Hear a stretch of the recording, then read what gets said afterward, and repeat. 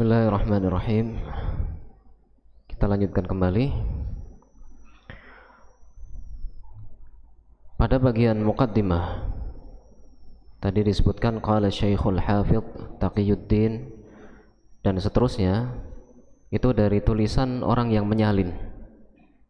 Orang yang menyalin kitab Umdatul Ahkam, dia akan menuliskan di bagian awalnya tentang siapa penulisnya dengan menyebutkan di situ qala Syekhul Hafidz Taqiyuddin Abu Muhammad Abdul Ghani ibni Abdul Wahid ibni Ali ibni Surur Al-Maqdisi rahimahullahu ta'ala.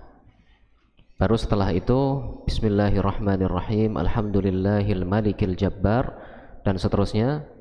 Itu dari ucapan Syekh Abdul Ghani Al-Maqdisi rahimahullah.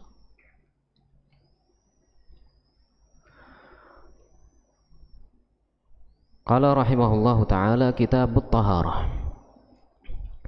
Kitab taharah.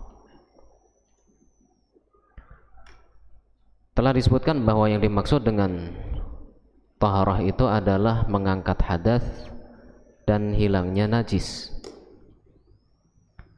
Begitu juga yang semisal dengan keduanya.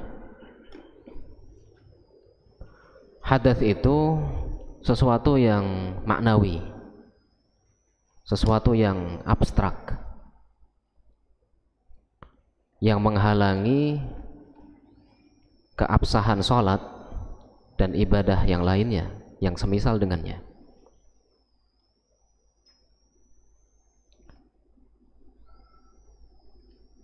Hadas terbagi menjadi dua, ada hadas kecil dan ada hadas besar. Kalau hadas kecil itu seperti buang angin atau buang air kecil, buang air besar. Mensucikan, bertaharah, bersuci dari hadas kecil ini dilakukan dengan berwudu. Dilakukan dengan berwudu. Bentuk yang kedua dari hadas adalah hadas besar. Seperti keluarnya air mani. Demikian juga selesai dari haid dan nifas. Bersuci dari hadas besar itu dilakukan dengan mandi junub, dengan membasahi seluruh tubuh. Itu hadas. Sehingga hadas itu sesuatu yang maknawi, sesuatu yang abstrak, yang menghalangi keabsahan sholat atau ibadah lain yang serupa dengannya. Kemudian kalau najis itu berwujud, sesuatu yang hissi. Maka air kencing manusia misalnya, itu adalah najis, sesuatu yang berwujud, konkret. Begitu juga kotoran manusia disebut sebagai najis, sesuatu yang berwujud. Menghilangkan hadas, mengangkat hadas dan hilangnya najis itu disebut dengan taharah, disebut dengan bersuci.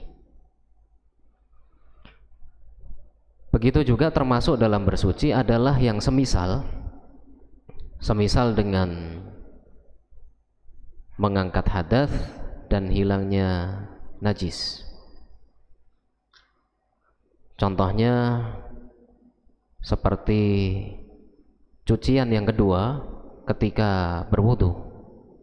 Yang wajib itu satu kali. Dengan satu kali itu hadasnya sudah terangkat.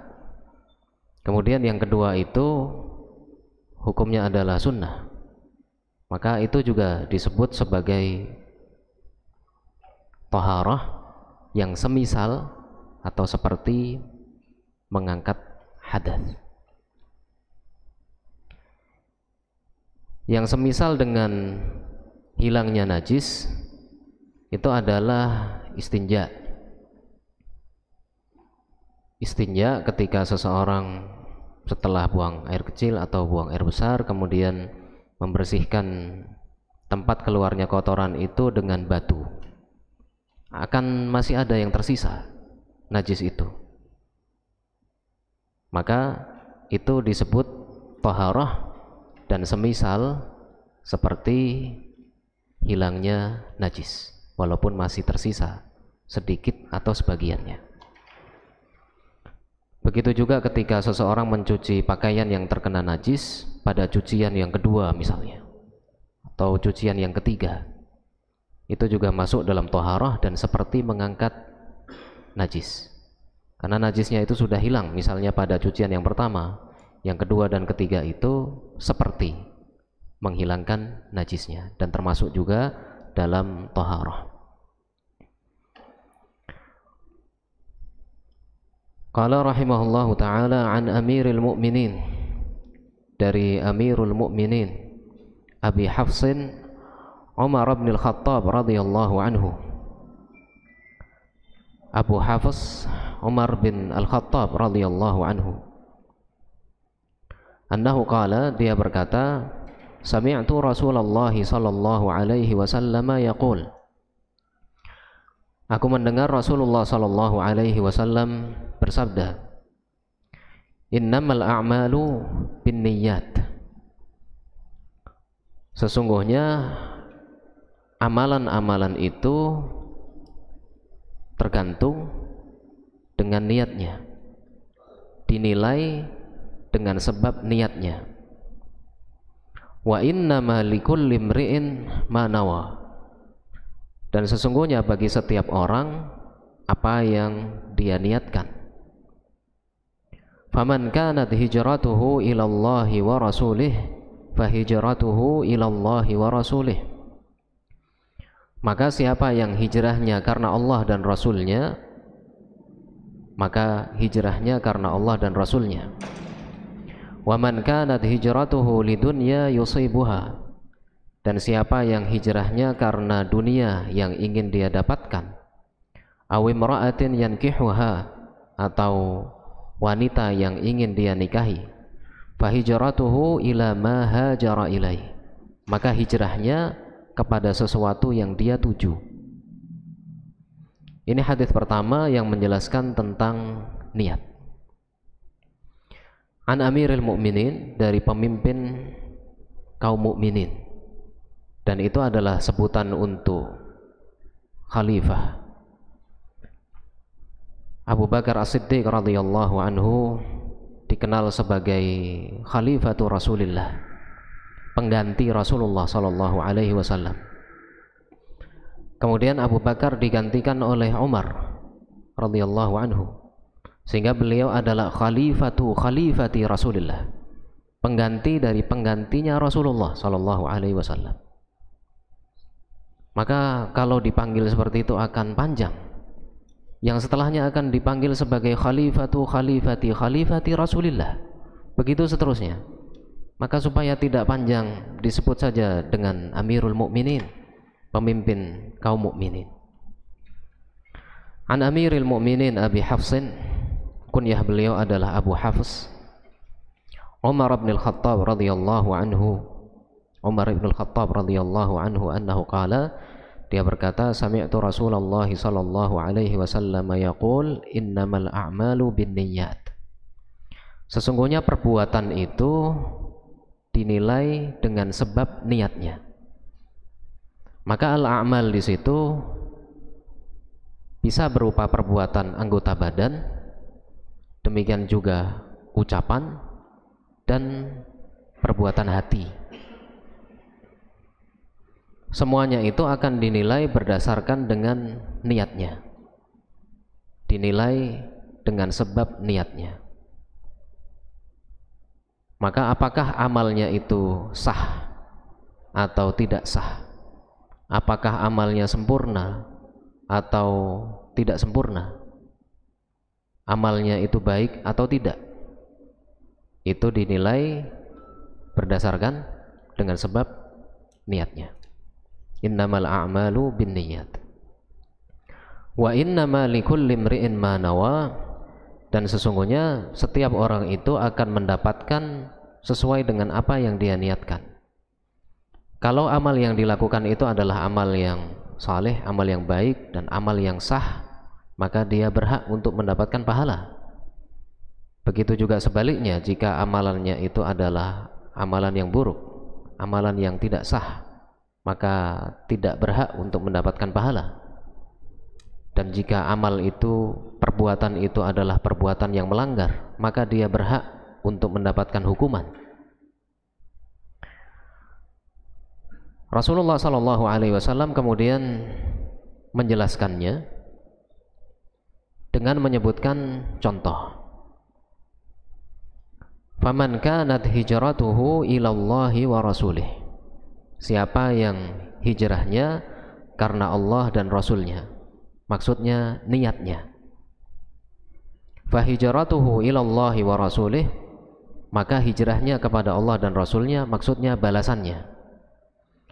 Seseorang yang berniat hijrah karena Allah dan Rasulnya, maka dia akan mendapatkan pahala hijrah karena Allah dan Rasulnya. Wa man kanat hijratuhu lidunya yusibuha. Sedangkan orang yang hijrahnya karena dunia yang dia inginkan, aw imra'atin yankihuha, atau wanita yang ingin dia nikahi, fa hijratuhu ila ma hajara ilaih, maka hijrahnya kepada sesuatu yang dia tuju.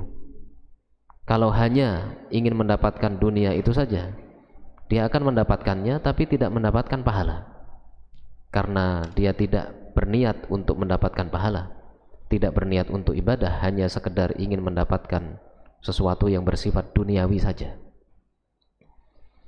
Hadis ini menjelaskan tentang pentingnya niat.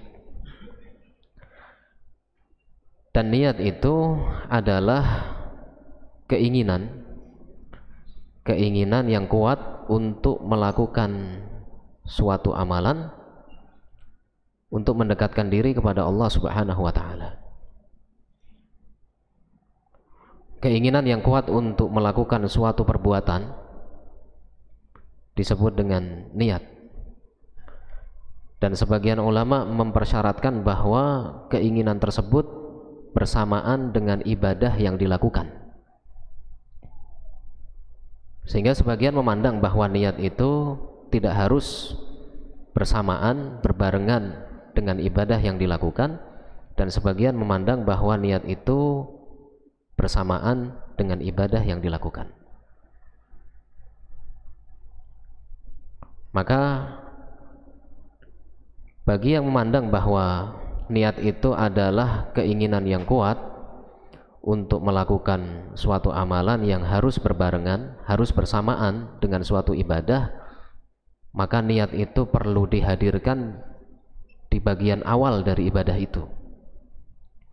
Sedangkan yang memandang bahwa niat itu tidak harus bersamaan, maka niatnya bisa dilakukan sebelum melakukan ibadah tersebut. Dan ini pengaruhnya bahwa yang pertama tadi akan menjadikan niat itu sebagai rukun, dan yang kedua akan menjadikan niat itu sebagai syarat. Jadi kalau keinginan untuk melakukan suatu ibadahnya itu bersamaan dengan ibadah yang dilakukan, setidaknya di bagian awalnya dia hadirkan niat itu di dalam hatinya, berarti itu kan rukun. Niatnya itu adalah bagian dari ibadah. Tapi kalau yang tidak harus seperti itu, tidak harus bersamaan, berbarengan dengan ibadahnya, maka niat itu akan disebut sebagai syarat, karena niatnya sebelum melakukan ibadahnya. Dan niat ini letaknya di dalam hati, keinginan yang kuat untuk melakukan sesuatu yang munculnya dari dalam hati. Niat memiliki berbagai fungsi.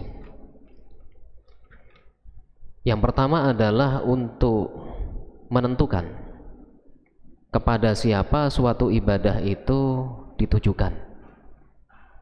Apakah ibadah itu atau perbuatan itu ditujukan kepada Allah Subhanahu wa ta'ala atau kepada selain Allah. Untuk membedakannya adalah dengan niat. Kemudian yang kedua adalah untuk membedakan apa yang dicari ketika melakukan suatu ibadah. Apakah mencari pahala dari Allah Ta'ala atau mencari sesuatu yang sifatnya duniawi. Itu dibedakan dengan niat. Dan dua hal ini, dua tugas dari niat ini membedakan kepada siapa suatu amalan ditujukan dan membedakan apa yang diharapkan dari suatu amal yang dilakukan. Itu pembahasannya lebih berkaitan dengan akidah dan tazkiyah. Dua fungsi lain dari niat yang itu penting bagi ulama fikih adalah untuk membedakan antara ibadah dan kebiasaan. Untuk membedakan antara ibadah dan kebiasaan digunakan niat. Seseorang yang membasahi seluruh tubuhnya karena cuaca yang panas, dengan seseorang yang membasahi seluruh tubuhnya karena junub, tentu keduanya berbeda. Yang pertama tadi membasahi seluruh tubuhnya karena gerah, karena cuaca yang panas, ini adalah sesuatu yang bersifat kebiasaan. Sedangkan membasahi seluruh tubuhnya karena junub, ini termasuk dari ibadah. Maka untuk membedakan kedua hal ini digunakan niat. Seseorang menahan diri tidak makan dan tidak minum karena akan dilakukan tindakan operasi misalnya, dengan seseorang yang menahan diri tidak makan dan tidak minum karena beribadah kepada Allah Ta'ala, dimulai dari terbit fajar sampai terbenam matahari. Berbeda. Yang pertama itu adalah sesuatu yang bersifat biasa saja, kemudian yang kedua itu adalah ibadah, dan pembedanya adalah niat. Sehingga fungsi yang penting yang pertama bagi para fuqaha yang berkaitan dengan niat adalah membedakan antara kebiasaan dan ibadah. Dan fungsi yang kedua adalah untuk membedakan antara satu ibadah dengan ibadah yang lain, terlebih yang memiliki tata cara yang sama.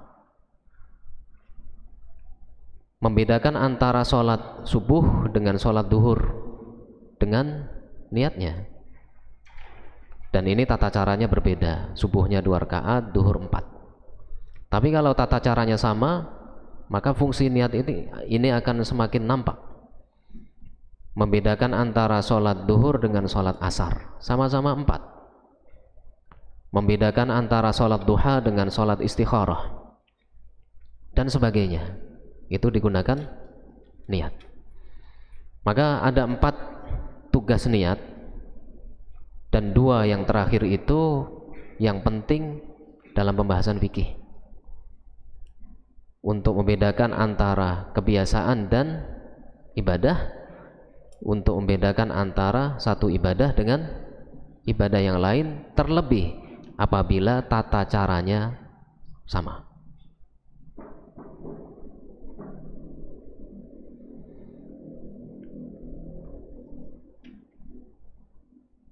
Hadis berikutnya yang kedua, qala rahimahullahu ta'ala an Abi Hurairah radhiyallahu anhu, dari Abu Hurairah radhiyallahu anhu, annahu qala, dia berkata, qala Rasulullah sallallahu alaihi wasallam, Rasulullah sallallahu alaihi wasallam bersabda, la yaqbalullahu salata ahadikum idza ahdatha hatta yatawadda. Allah Subhanahu wa ta'ala tidak menerima salat seseorang dari kalian apabila dia berhadath sampai dia berwudu. Tadi telah disebutkan yang dimaksud dengan hadath, bahwa hadath itu maknawi atau sesuatu yang berwujud. Maknawi, sifat, sesuatu yang abstrak. Maka apabila seseorang berhadath, Kalau hadatsnya adalah hadas yang besar, berarti dia perlu mandi terlebih dahulu. Kalau hadatsnya adalah hadas yang kecil, maka berwudu terlebih dahulu. Hadis ini menjelaskan bahwa salah satu syarat salat adalah taharah, suci dari hadas. Maka apabila seseorang berhadas kecil setelah buang air kecil, atau setelah buang air besar, atau setelah buang angin misalnya, dan akan sholat, maka terlebih dahulu berwudu, baru setelah itu sholat. Dan syarat itu di luar dari rangkaian ibadah, sehingga kalau disebut dengan syarat sholat berarti taharah ini di luar dari sholat. Taharah dulu, baru setelah itu sholat. Maka karena bukan bagian, bukan dari rangkaian suatu ibadah, bukan rangkaian dari sholat, taharah ini maka disebut sebagai syarat. Dan syarat ini termasuk dalam hukum tadi, dalam hukum syar'i.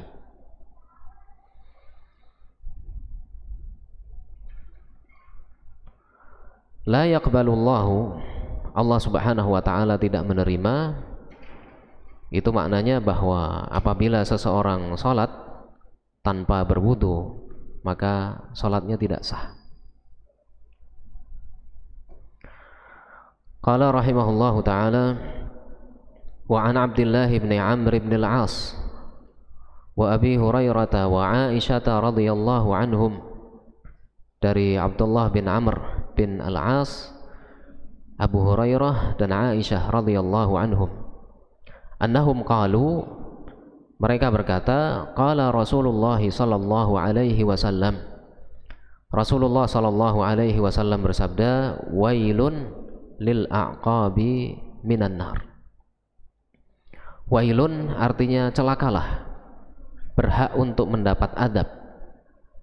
Lil a'qab, untuk tumit, telapak kaki atau kaki bagian belakang. Dan yang dimaksud di sini lil a'qab itu adalah tumit tertentu, yaitu tumit yang tidak terkena air ketika berwudu. Wailun lil a'qabi minan nar, celakalah tumit-tumit yang tidak terkena air di saat berwudu, minan nar, bahwa dia akan diadab di neraka. Maksudnya orangnya. Hadis ini menjelaskan ancaman bagi orang yang berwudu yang sembarangan di dalam wudunya, sehingga ada sebagian anggota wudu yang belum terkena air, yang semestinya dicuci dan belum terkena air. Maka ketika berwudu penting untuk diperhatikan anggota wudu yang dicuci harus semuanya terkena air, agar tidak mendapatkan ancaman seperti yang ada di dalam hadis ini, wailun lil a'qabi minan nar. Dan alhamdulillah kalau sekarang ini kan gampang untuk mendapatkan air, sehingga mudah untuk meratakan air itu ke seluruh anggota tubuh yang dicuci.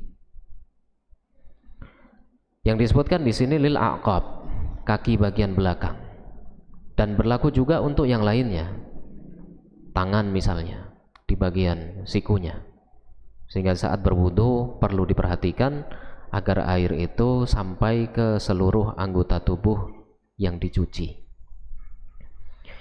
Apabila seseorang berwudu, selesai dari wudunya, kemudian dia lihat ternyata ada kakinya bagian belakang yang belum terkena air wudu, maka yang dia lakukan adalah jika belum kering bekas wudunya, tinggal mencuci kakinya saja dan selesai wudunya. Kalau selain kaki, misalnya tangan, setelah selesai berwudu kemudian dia lihat ternyata sikunya masih kering, berarti dan bekas airnya itu masih ada, yang dia lakukan adalah mencuci tangannya pada bagian yang belum terkena air wudhu itu, begitu juga yang setelahnya. Kalau kaki tadi kan terakhir dalam rangkaian wudhu, berarti tinggal dicuci kakinya sampai pada seluruhnya sehingga airnya itu rata ke seluruh anggota wudhu itu, kemudian selesai. Tapi kalau tangan, berarti yang dia lakukan adalah mencuci tangannya, membasahi seluruhnya, dan anggota wudhu setelahnya. Berarti setelah tangan dia usap kepalanya, telinga, lalu mencuci kakinya. Bisa dipahami ini ya?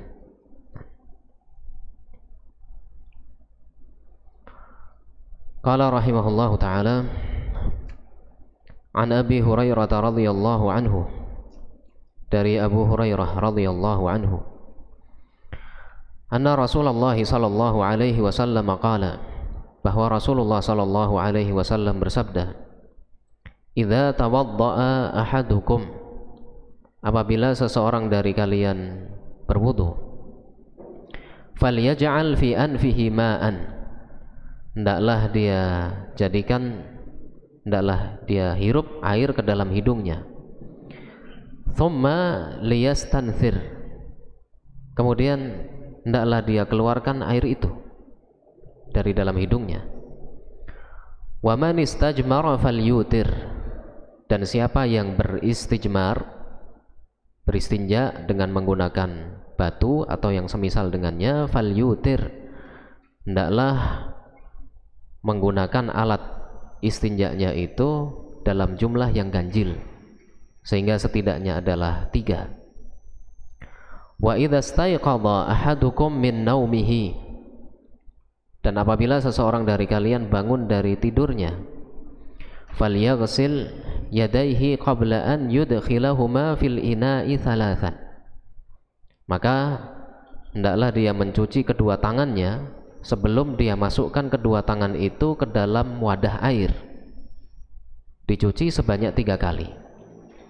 Fa inna ahadakum la yadri aina batat yaduhu, karena sesungguhnya seseorang dari kalian tidak mengetahui di mana tangannya itu bermalam. Wa fi lafdhin li Muslim, dalam lafal riwayat Muslim, falyastanshiq bimin kharaihi minal ma, hendaklah menghirup dengan kedua lubang hidungnya itu, memasukkan air ke dalamnya. Wa fi lafdhin, dan dalam lafal yang lain, man tawadda'a falyastanshiq, siapa yang berwudu hendaklah menghirup air ke dalam hidungnya. 3 hal yang disebutkan di sini. Idza tawadda'a ahadukum falyaj'al fi anfihi ma'an, ketika berwudu, termasuk yang dilakukan ketika berwudu adalah memasukkan air ke dalam hidung, dan itu dilakukan bersamaan dengan berkumur-kumur. Kemudian dikeluarkan air yang dihirup ke dalam hidung itu, dikeluarkan, yang disebut dengan istinthar.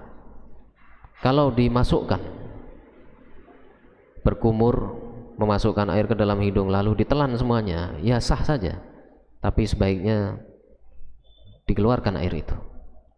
Ini yang pertama. Kemudian yang kedua, wa man istajmara falyutir, siapa yang membersihkan tempat keluarnya kotoran dengan batu atau yang semisalnya, falyutir, hendaklah menggunakan alat itu dalam jumlah yang ganjil, dan setidaknya 3. Kalau belum bersih misalnya bisa 5, dan seterusnya. Wa idza staiqadha ahadukum min naumihi falyaghsil yadayhi, dan apabila bangun dari tidur, hendaklah mencuci kedua tangannya sebelum dimasukkan ke dalam bejana, ke dalam wadah air, dicuci sebanyak 3 kali. Fa inna ahadakum la yadri aina batat yaduhu, karena seseorang dari kalian tidak mengetahui di mana tangannya bermalam. Lafal batat di sini, sebagian ulama menyatakan bahwa maknanya adalah bermalam, sehingga kewajiban untuk mencuci kedua tangan sebelum dimasukkan ke dalam bejana atau perintah untuk mencuci kedua tangan sebelum dimasukkan ke dalam bejana itu hanya khusus ketika bangun dari tidur malam. Sebagian menyatakan bahwa batat itu maknanya adalah sarat. Sarat artinya sehingga seseorang dari kalian tidak mengetahui kemana perginya tangannya ketika tidur. Berarti itu menunjukkan bahwa tidurnya itu apakah siang atau malam sama saja. Yang intinya bahwa apabila seseorang bangun tidur, apakah tidurnya itu di malam hari atau di siang hari, dan tentunya tidur malam itu lebih lama biasanya apabila dibandingkan dengan siang hari, hendaklah mencuci kedua tangannya terlebih dahulu sebelum memasukkannya ke dalam wadah air. Kalau wudunya menggunakan wadah. Dan hal yang pertama yang di sini disebutkan yang berkaitan dengan wudu adalah tentang memasukkan air ke dalam hidung. Salah satu tujuannya adalah untuk membersihkannya.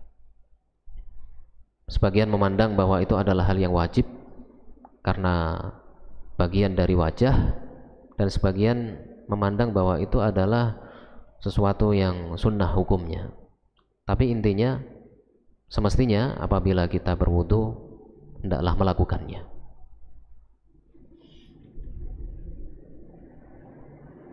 Qala rahimahullahu ta'ala, hadis yang kelima. An Abi Hurairah radhiyallahu anhu anna Rasulullah sallallahu alaihi wasallam qala, dari Abu Hurairah radhiyallahu anhu bahwa Rasulullah sallallahu alaihi wasallam bersabda, la yabulanna ahadukum fil ma'id daim. Janganlah seseorang dari kalian buang air kecil di air yang tidak mengalir, kolam atau misalnya penampungan air, alladzi la yajri, yang airnya diam di situ, yang tidak mengalir. Thumma yaghtasilu minhu, kemudian mandi dengan menggunakan air itu. Wali muslimin, dan dalam lafal riwayat Muslim, la yaghtasil ahadukum fil ma'id daim wa huwa junub. Janganlah seseorang dari kalian mandi pada air yang tidak mengalir, wa huwa junubun, ketika dia junub. Rasulullah sallallahu alaihi wasallam menjelaskan, ketika ada air yang tidak mengalir, la yabulanna ahadukum fil ma'id daim, maka kita dilarang untuk buang air kecil pada air tersebut. Kalau airnya itu adalah air yang sedikit kemudian berubah apakah warnanya, rasanya, atau baunya, maka berarti air itu telah berubah menjadi najis. Atau air yang sedikit itu tidak berubah, maka lebih baik untuk tidak digunakan. Kalau airnya banyak, maka airnya banyak dan tidak berubah warnanya, rasanya, atau baunya, berarti tetap suci. Kalau airnya banyak tapi berubah, berarti berubah menjadi najis. Sehingga karena seperti itu, maka Rasulullah sallallahu alaihi wasallam memerintahkan agar tidak buang air kecil pada air yang tergenang, air yang tidak mengalir. Kalau buang air kecil saja tidak diperbolehkan, maka yang lebih dari itu, buang air besar, tentu lebih tidak diperbolehkan lagi, lebih dilarang lagi. La yabulanna ahadukum fil ma'id daim alladzi la yajri thumma yaghtasilu minhu. Janganlah buang air kecil di air yang tergenang kemudian mandi dengan menggunakan air itu. Apakah air itu sudah berubah menjadi najis, atau kalau tidak menjadi najis, maka air itu menjadi menjijikkan karena ada air kencing yang masuk ke dalamnya. Wali muslimin, dan dalam riwayat Muslim, la yaghtasil ahadukum fil ma'id da'im wa huwa junub. Janganlah seseorang dari kalian mandi di air yang tergenang ketika dia junub. Ketika ada air yang tergenang yang mungkin tidak hanya dimanfaatkan oleh satu orang, kemudian orang masuk ke dalamnya, tentu yang setelahnya akan merasa jijik, merasa tidak nyaman menggunakan air itu. Maka Rasulullah SAW melarangnya. La yaghtasil ahadukum fil ma'id da'im wa huwa junubun. Sehingga ketika junub dan ada air yang tergenang, jangan masuk ke dalamnya, tapi bisa dengan menciduknya ketika ingin menggunakannya untuk mandi.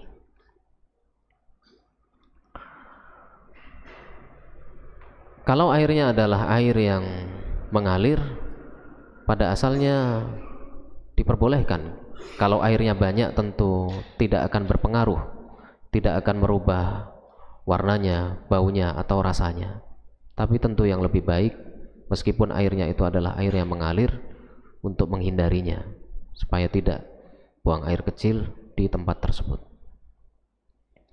Qala rahimahullahu ta'ala, hadis yang ke-6. An Abi Hurairah radhiyallahu anhu, dari Abu Hurairah radhiyallahu anhu, anna Rasulullah sallallahu alaihi wasallam qala, bahwa Rasulullah sallallahu alaihi wasallam bersabda, idza syaribal kalbu fi ina'i ahadikum falyaghsilhu sab'an. Apabila ada anjing minum pada salah satu tempat penampungan air kalian, falyaghsilhu sab'an, maka hendaklah mencuci tempat penampungan air itu 7 kali. Wali muslimin, dan dalam riwayat Muslim disebutkan ulahunna biturab. Yang pertamanya dengan tanah. Walahu fi hadithi Abdullah bin Mughaffal, dan dalam riwayat Muslim dari Abdullah bin Mughaffal, anna Rasulullah sallallahu alaihi wasallam qala, bahwa Rasulullah sallallahu alaihi wasallam bersabda, idza walaghal kalbu fil ina, apabila ada anjing minum dengan ujung lidahnya. Kalau pada lafal yang pertama tadi idza syariba, syariba itu minum, dan minum tidak hanya dengan ujung lidah, juga dengan mulutnya. Tapi kalau walagha itu artinya minum dengan menggunakan ujung lidahnya. Idza walaghal kalbu fil ina, apabila ada anjing yang minum dengan ujung lidahnya di bejana, faghsiluhu sab'an, maka cucilah 7 kali, wa'affiruhu tsaminata biturab, dan ratakanlah tanah pada bejana itu pada bagian yang ke-8. Ini menjelaskan tentang najisnya air liur anjing, sehingga apabila anjing itu menjilat bejana atau menjilat pakaian atau menjilat kaki, maka perlu dicuci bagian yang dijilat tadi sebanyak 7 kali. Dan disebutkan di sini ulahunna biturab, yang pertama dengan tanah, sehingga sebaiknya yang pertama itu apakah tanahnya terlebih dahulu kemudian dicuci dengan air, atau air terlebih dahulu kemudian tanah, atau tanahnya dicampur dengan air, kemudian setelahnya adalah cucian yang kedua, ketiga, dan seterusnya. Dan disebutkan pada lafal yang ketiga, wa'afiruhu tsaminata biturab, kalau airnya itu 7, cuciannya 7 kali dan ditambah dengan tanah, maka tanah ini adalah bagian yang ke-8. Bagian yang ke-8 karena cuciannya yang menggunakan air itu 7, kemudian 1 tanah, maka tanah ini dihitung sebagai yang ke-8. Dan sebaiknya tanah ini dilakukan untuk membersihkannya pada bagian yang pertama. Apakah tanahnya terlebih dahulu kemudian diberi air, atau sebaliknya air kemudian tanah, atau tanahnya dicampur dengan air, tidak mengapa.